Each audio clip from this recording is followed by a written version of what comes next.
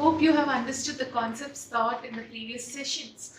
We have learned as to what a contract is, what agreements can be called as contract, and who can be called as offerer, who is called as offeree, what is a promise, what is a proposal, what is acceptance, then what is a valid consideration, then which parties can actually have a capacity to contract, who are avoided from contracting, especially minors, people of unsound mind, people who are detained by law. What are the different types of contracts which are considered as void right from the very beginning? Till date, we have learned about those topics. Today, we will be taking up another interesting aspect of this Contract Act, which is called as performance of a contract. When do you know that a particular contract had been performed? See, previously we have learned that, okay, what can be called as a contract? An offerer makes a proposal, yeah, with a view to do certain act, and his main intention is what? To obtain an assent from the offeree as well. Then an agreement is reached with same senses, I mean to say same state of mind by both the parties, and then there should be a valid consideration. It should not be illegal. It should not actually it should not actually be void ab initio, that is avoidable right from the beginning, especially with regard to contracts with minors and so on. Then in case the contract, the free consent should be obtained. Free consent is without any undue influence, coercion, fraud, mistake or misrepresentation. And there are certain contracts which by very nature itself they are void. That is illegal contracts, the contracts which defeats the very provisions of law, and so on, which we have learned in the previous session. Now we'll be talking about when do you think once a contract had been entered into with a free consideration, with and there is a legal obligation and there is a lawful consideration. When do you say that a contract had been performed? When do you say a contract had been discharged? Now I'll be using this word discharged quite frequently. And there are certain legal terminologies which I'll be explaining it to you. Discharge means performance. In this particular scenario, we mean discharge means completely giving the performance, performing a particular contract. So when do you say who should perform first? Is it the promisor, offerer, or the offeree? Offeree is the one who first makes the proposal. Yes, that's what we have learned. And offeree is the one who accepts it. So who should actually first make a proposal? Obligation of parties to contract, and then we'll be learning about who should be performing. When I say by whom contracts should be performed, who will be usually performing the contract first? Then what is the distinction between assignment and succession? I'll be discussing it in detail. Then, in case, what is this acceptance of offer of performance? In case a promisee refuses this acceptance of offer of performance, what are the consequences? Then we'll talk about effect of refusal of party to perform a promise, and then contracts can be entered by two or more parties as well. See, there will be two parties, but one party might consist of numerous people, more than two people. In such situation, joint contracts, how are we going to deal with it? So right now we'll first start with obligation of parties to contract. Like I have always said, please keep your study materials in front of you. I'll be asking you to mark certain important case studies, and moreover I'll be giving you the meaning of certain legal terms or technical terms, and please write the meanings on top of it in your study material itself. And I also wish to state in this session that please answer all the questions at the end of the lesson once the lesson had been explained. That is more than a revision. Okay, coming back, obligation obligation of parties to contract. Let's start with a simple example which is given in your study material itself. What is that example? They say A promises to deliver goods to B on a certain day on a payment of 1 lakh rupees. A dies before that day. Then what happens? A's representatives, here mind you, A's representatives are bound to deliver the goods to B. B is bound to pay 1 lakh to A's representatives. So here the promisor or the promisor's representatives have performed the contract.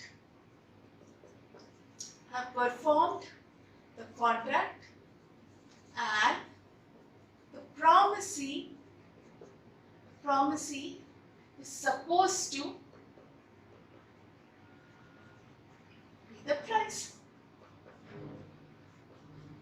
In case if the representatives die, in case if there are no representatives, as we have learned earlier in previous classes, the contract will become void because A cannot perform his duties. This one had been explained in example 2.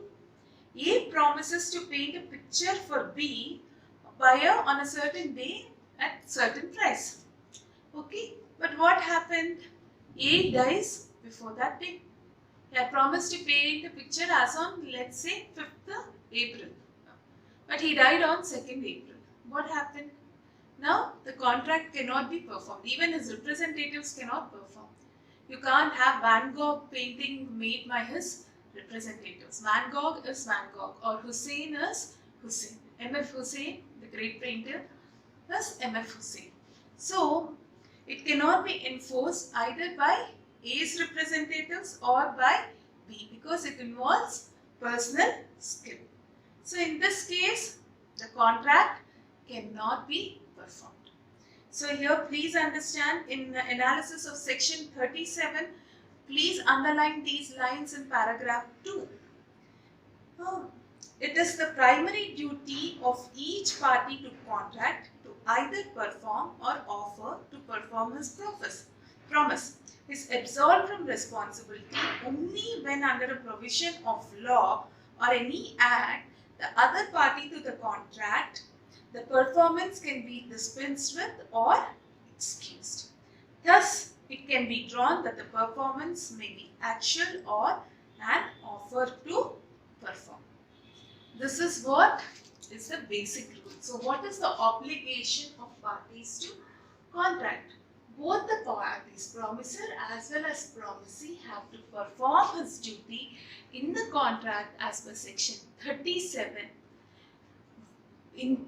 except in the cases if a law prevents them from doing so. Otherwise, they have to perform the contract. Okay, till here it is fine. Then comes whom the contract may be performed. Who should be performing this particular contract? Who should take the first step? Obviously, the offerer.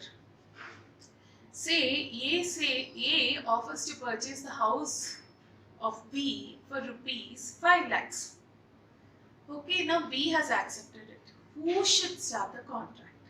Unless and until it is specifically mentioned in the contract, A first should transfer the amount of rupees 5 lakhs to B. Then B will transfer the house property. Okay. In case if there are different terms in the contract, then accordingly as per those terms, the contract has to be performed.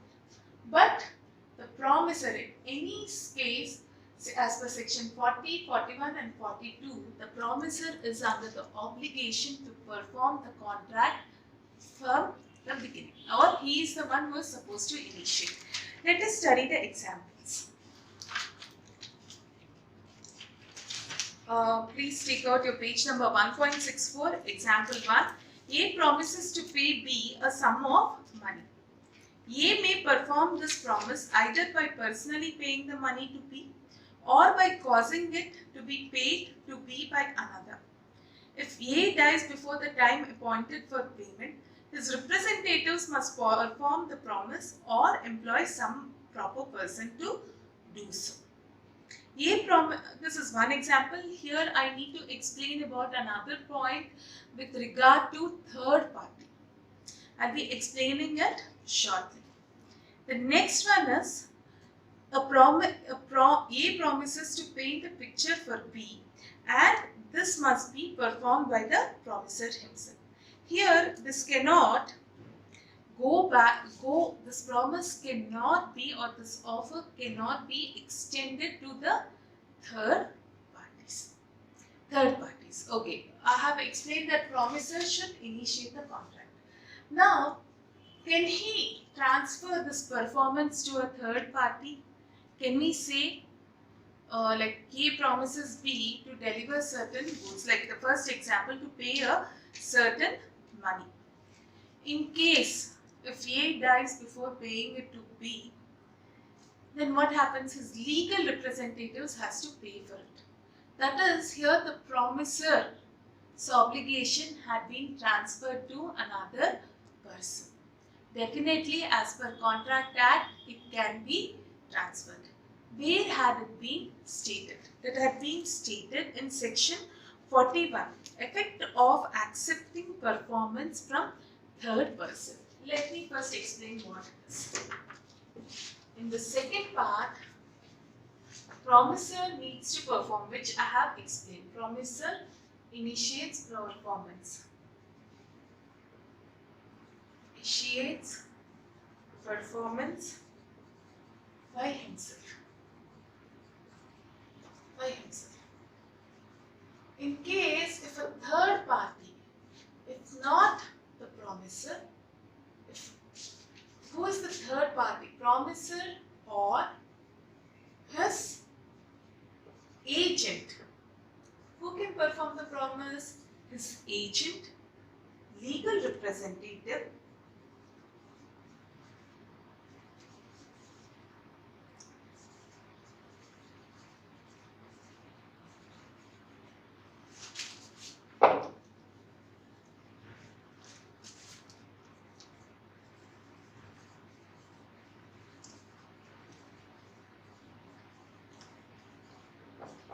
either an agent or a legal representative. Legal representative means a power of attorney holder. Let's say A is staying abroad. A has promised to give money of say pay 5 lakh rupees to B. Now because A is abroad, he might give his power of attorney to his wife Mrs. A. On behalf of A, Mrs. A can deliver the contract as on the due date. So the agent is somebody who, again, in case if A has an agent, say Mr. X, Mr. A can perform the obligation of A as on the due date. That is also recognized by law. So who should perform the promise first? Promisor himself. Otherwise, his legal representative or an agent. Let's see a case study in your study material. Here with regard to legal representatives, A promises B to pay 1 lakh on delivery of certain goods. A may perform this promise either himself or causing someone else to pay the money to B. If Mr. A dies before the time appointed for payment, his representative must pay the money or employ some other person to pay the money. If B dies before the time appointed for delivery of goods, B's representative shall be bound to deliver the goods to A, and A is bound to pay 1 lakh rupees to B's representative. So I suppose you have understood it. Whatever be the case, in case in either of the parties decease or die before enforcing a contract or before their legal obligation is fulfilled, then their representatives have a right or have an obligation to fulfill the contract on behalf of the original promisor or promisee. Now we'll come to a case wherein the third party performance had been accepted by the promisee himself, not the original promisor, but a third party. I want you to underline these lines. Let's say A gets into a contract with B saying that he will make C do do a certain job and B had accepted it. Then in case if C had not done the job, who should be taken guilty? Is it either A or C? First, I want you to mark this in your study material, then we'll discuss about it. When a promisee accepts the performance of the promise, page number 1.64, when a promisee accepts the performance of the promise from a third person, he cannot afterwards enforce it against the promiser. That is, performance by a stranger, if accepted by the promisee, this results in discharging the promiser. Please mark those lines and mark it as important because they can be a case study. And let's read the case study also simultaneously. Please underline this example. A received certain goods from B, promising to pay 1 lakh rupees. After a few days, A expressed his inability to make payment. C, who is known to A, pays 60,000 to B on behalf of A. However, A was not aware of the payment. Now, B is intending to sue A for the amount of 1 lakh rupees. Please note down this case and note it down as important. Now, I'll read out what the Indian Contract Act says. It says, when a promisee accepts performance of the promise from a third person, he cannot afterwards enforce it against the promisor. So, what happens over here? Please understand the case study very carefully. Now, I'll explain it. This is one of the important aspects. See, there are two parties, A, B. B is selling goods to A. Okay? A has to pay 1 lakh rupees. Now, B had delivered the goods to A. B delivered the goods to A.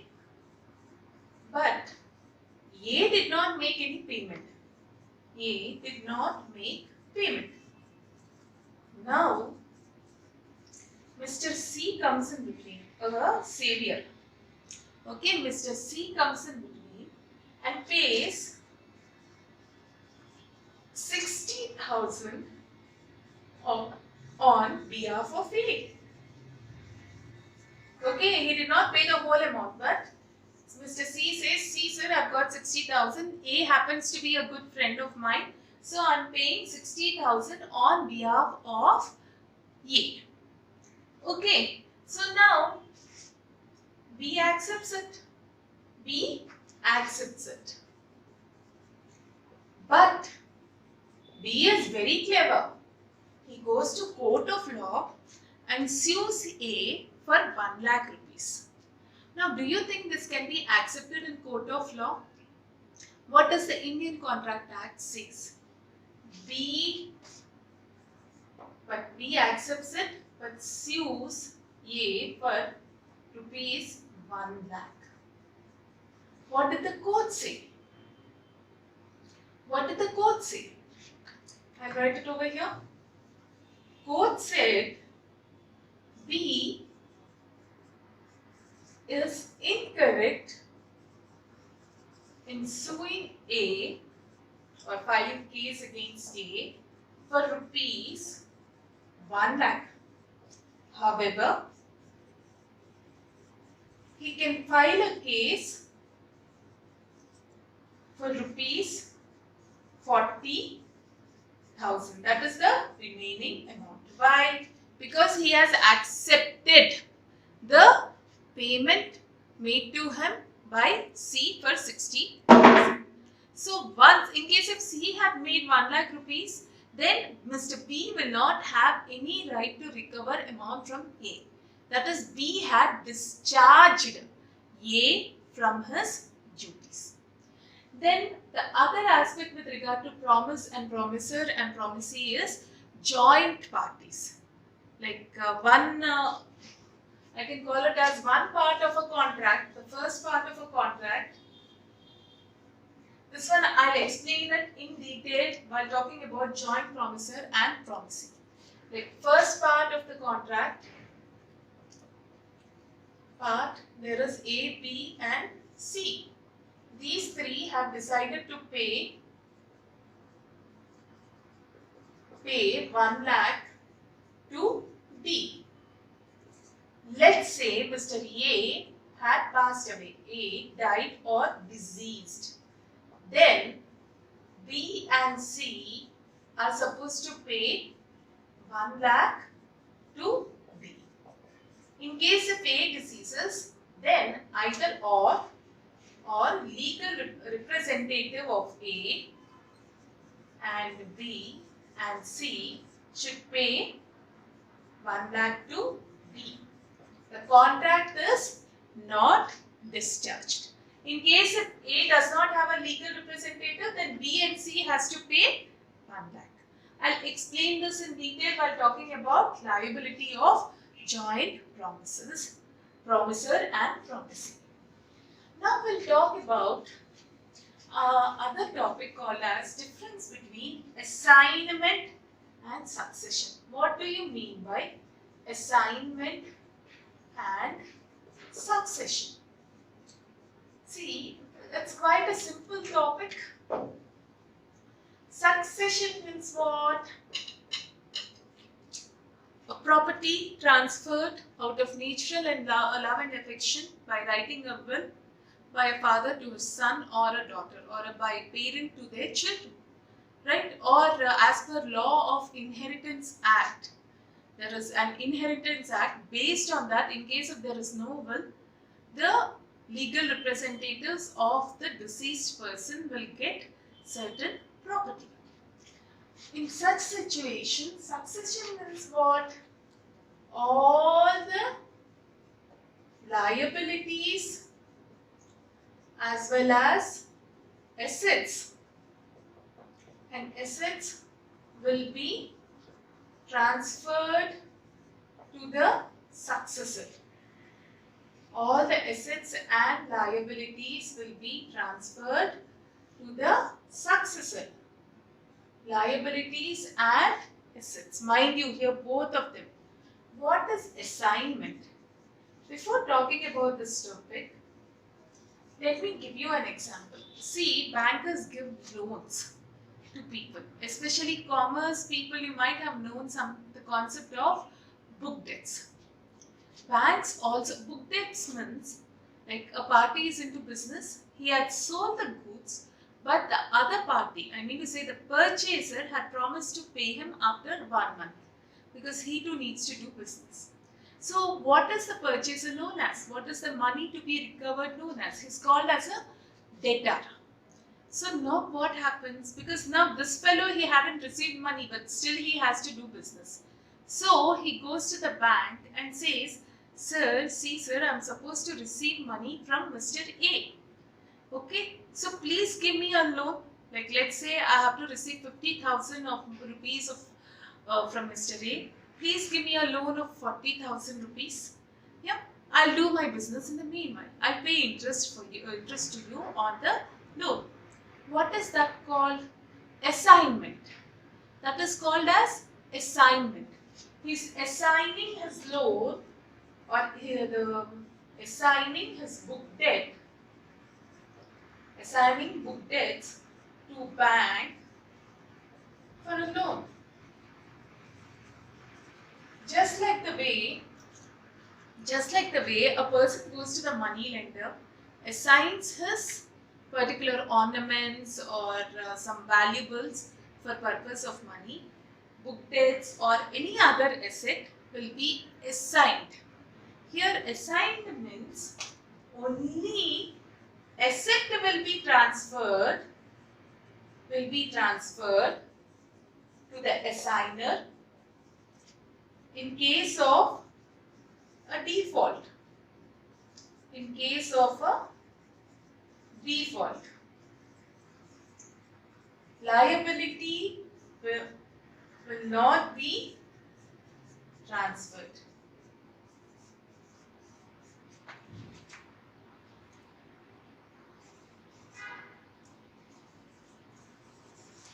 only asset will be transferred by the assigner in case of a default and not the liability. Assigner is the person who is making the assignment. That is, the person going to the bank is the assigner and the banker is the assignee. Here the banker will take only the book debts and assets of this assigner and not the debts. In case of a successor, it's as per inheritance, the whole property will be given in his name. Please mark this definition in your study material. Please underline this in page number 1.65. When the benefits of a contract are succeeded by process of law, then both burden and benefits attaching to the contract may sometimes devolve on the legal heir. This is with regard to succession. Then comes assignment. In the matter of assignment, the benefit of a contract can only be assigned but not the liabilities thereunder. So, this is what is the difference between assignment and succession. Then we'll talk about effect of refusal to accept offer of a promise. What happens?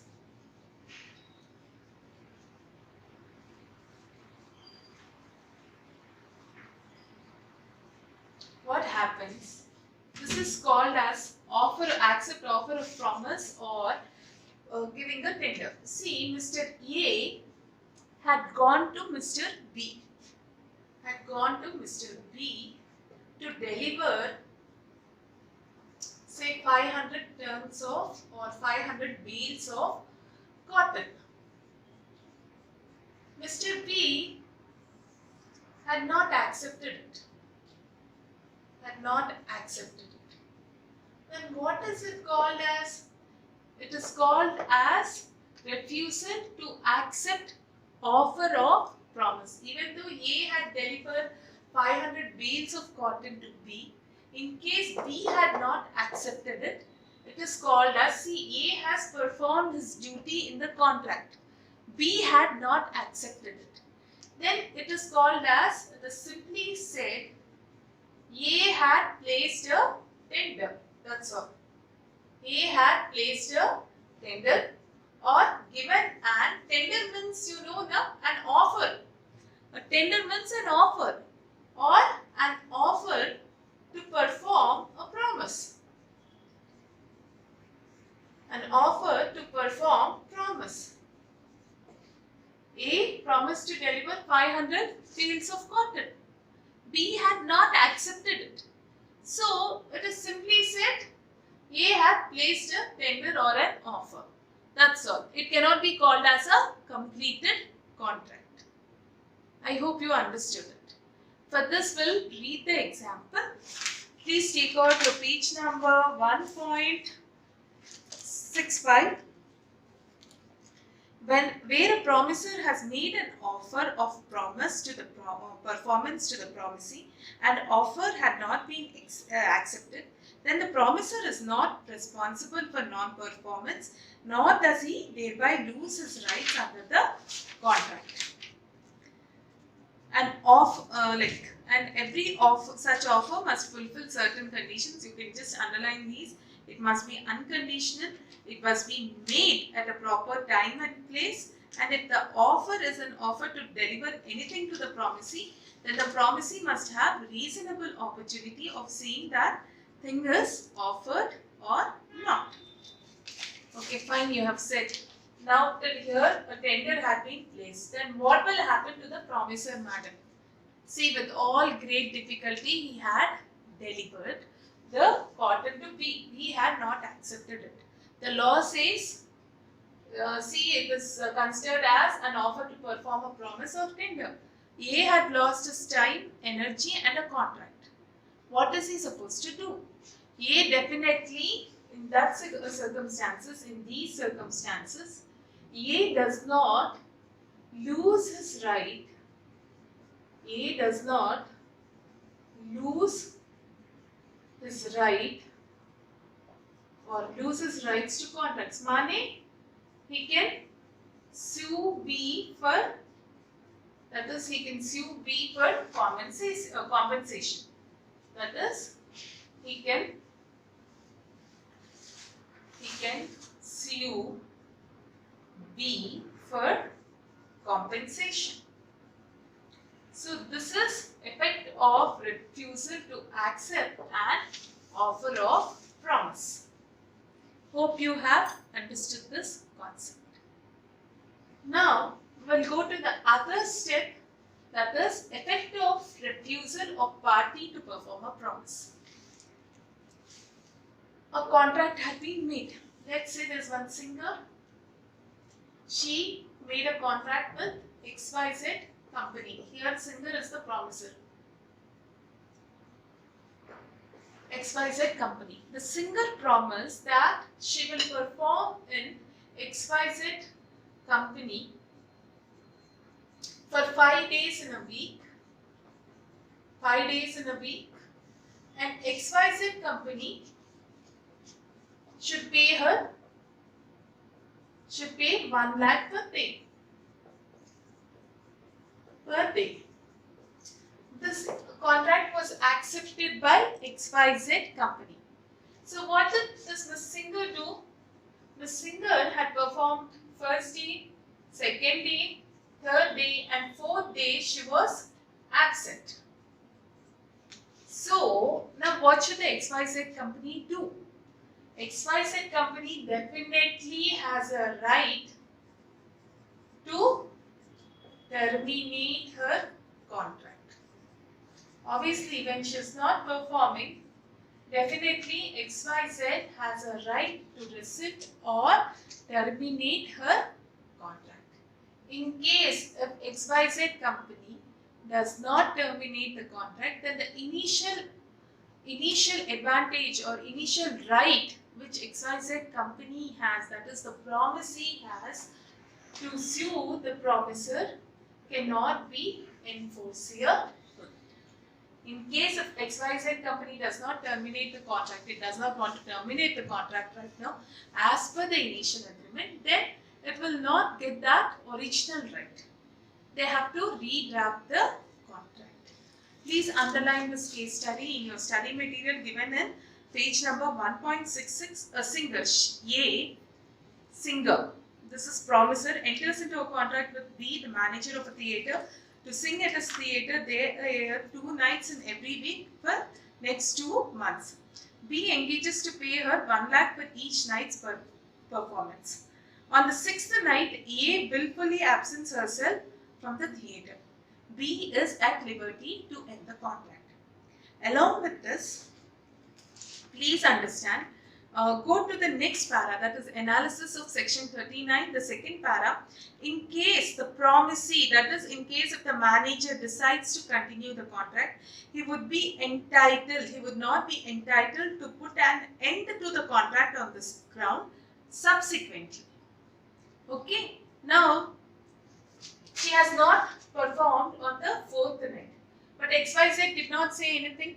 5th night again she performed, 6th night again she performed, 7th night Mr. XYZ should not terminate the contract, saying that because she had not performed on 4th, we are terminating it.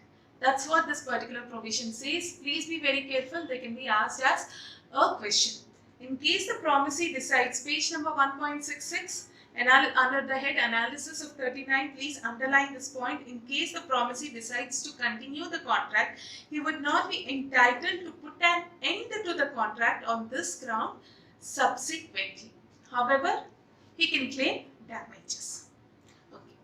Hope you have understood this. The next concept is, as I told you, liability of joint promisor and joint promisee. This is as per section 43. As I've slightly touched upon the subject in this as to who should perform a contract, we'll go in a more detailed manner. Here I'll be using the words jointly and severally. by jointly. Jointly means somebody coming together. Severally means individually also. Either jointly or individually. Let's study the various cases. A, B and C have entered into a contract with the D to pay rupees 3 lakhs. Okay. So far, so good. Let's say both have decided 1 lakh, 1 lakh, 1 lakh. So case 1. Now Mr. A, or rather than that, I'll start with this. A and B are not in a position to pay. In case if A and B are not in a position to pay, still C has to pay rupees 3 lakhs to B, and he can subsequently recover them from A and B. This is what jointly and severally means. Jointly he can pay, but in case if A and B are not in a position to pay, still C, severally means individually also is liable to pay 3 lakhs to Mr. B. He cannot pay 1 lakh and say I'm done. He has to pay total amount of 3 lakhs to Mr. B. And definitely he can recover the other 2 lakhs from Mr. A and B subsequently. The next part. Case 2. Let's say A deceased. Then legal representative of A, legal representative of A, B and C, they should pay rupees 3 lakhs to B. Whosoever has deceased, either A or B or C, whosoever has deceased, they along their legal representative has to repay it. Let's say if they don't have a legal representative, then the surviving members need to pay. Let's say A is deceased, there is no legal representative, then B and C only should pay 3 lakhs to Mr. D. That's what this particular term jointly and severally purports. This is the concept with regard to liability of joint promisor and promisee as per section 43. Then I'll ask you to mark certain examples in this particular session. That is example 2. A, B and C are under joint promise to pay D 3 lakhs. C is unable to pay anything. A is compelled to pay the whole. A is entitled to receive 1,50,000. That is the example. And A, B and C jointly promised to pay 9 lakhs to D. D released A from the liability. In this case, the release of A does not discharge Mr. B and C. See, here the wordings are important, which I just want to say. Discharge means the same thing. This is another case. Please mark this also. Case 3, wherein D has discharged A. D said, A, you need not pay me your share of 1 lakh. You need not pay. I'll just cut you to the contract. Still, even in that case, B and C are liable to pay 3 lakhs and not just 2 lakhs to B. Definitely B and C can recover the pending amount from A. This is with regard to liability of joint promises. Time and place of performance of a contract. I'll be discussing that in the next session. Thank you all.